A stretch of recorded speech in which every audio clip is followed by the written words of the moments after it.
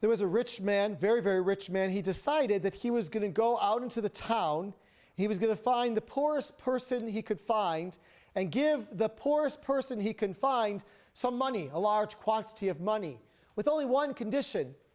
He wanted that the person to receive this money would be the person who is most distraught, most helpless. So he set out into the town looking for the poorest person he can find without any hope. So he encountered a gentleman who looked pretty poverty-stricken. And he started to engage this gentleman and said, I have a large quantity of money to give you. Well, the man's eyes lit up. And then the rich man explained, the only condition is that I give you this money because you're poor and because you don't have any hope. Well, the poor man got a very confused look on his face, and said, well, that's not me. You'll have to take your money back. Because I'm poor. Yes, for sure, I'm poor, but I am not without hope. I hope for my children. I hope for myself. I have hope in God who saves us. I am not a person without hope. The poor man said, only the dead have no hope.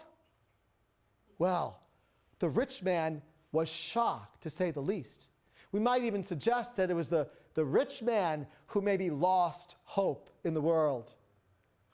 I share this little story about the fact that we have a deep and powerful hope because of the gospel that we heard today.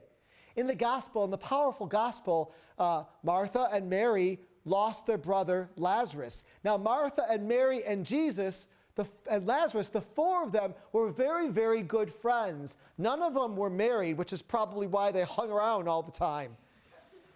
But how unbelievable that when Jesus heard that his friend Lazarus was dying, he didn't go right away to bring him healing. Only when Lazarus was dead did Jesus finally go. And Jesus raised Lazarus from the dead. Martha and Mary never lost hope.